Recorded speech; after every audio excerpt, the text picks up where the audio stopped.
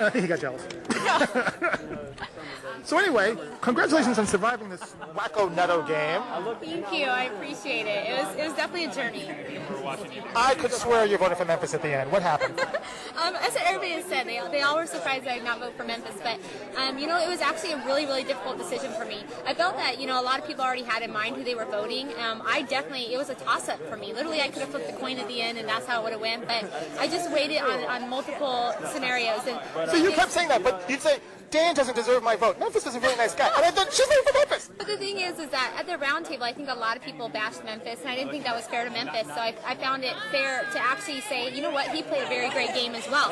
Not just Dan, and I think a lot of people were saying how great of a game Dan played. Yeah. But obviously Memphis is sitting right next to him, so you have to give him some credit as well. They just played it two completely different ways. Memphis played it more as a business strategy. Dan took it more on a personal note. So, for me, again, I definitely respect the way Memphis played the game. He stayed true to himself all the way from the beginning to end with me. He never was fake with me whatsoever, and I appreciate that part of him. With Dan, the only reason I mainly decided from the voting factor to go to Dan was because Dan wanted to get to know me on a personal level. Especially the first 3-4 weeks of the game, him and I had a lot of conversations. He seemed very interested in my family, my friends. But in hindsight, maybe was that a game play? Oh, it definitely could have been part of his game, and obviously it worked, so it definitely could have been part of his game.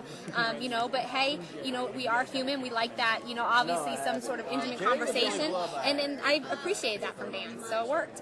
What I think we loved about you most is the honesty factor. Like when you said the stuff about Jerry, if there's a picking nose competition, he's going to do great. Like, wow, this girl's funny. She's not just, you know what I mean? Right. Where does that come from? You know what? I hope people didn't, again, I might be portrayed as the bitch on this show this season. You kind of were. Oh, dang it. And I completely apologize because, but I think the thing is when you're in the heat of the moment, the thing is I might just be a little bit more, outspoken about the way I feel than some of the people in the house.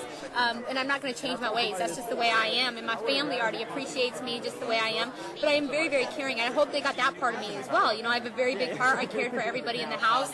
I was very giving. I was very, trying, if someone needed me to listen, I would listen. So, again, I hope they portrayed that part of me as well, and not just that I was a bitch. No, and then your sister and your relationship with her and her baby and stuff. No, but the stuff that we will love and always remember is the nose-picking comment. And Keisha, why is she jealous of me? Well, come on, I'm prettier. Well, they played that 10 times. Oh, my God. Oh, my gosh.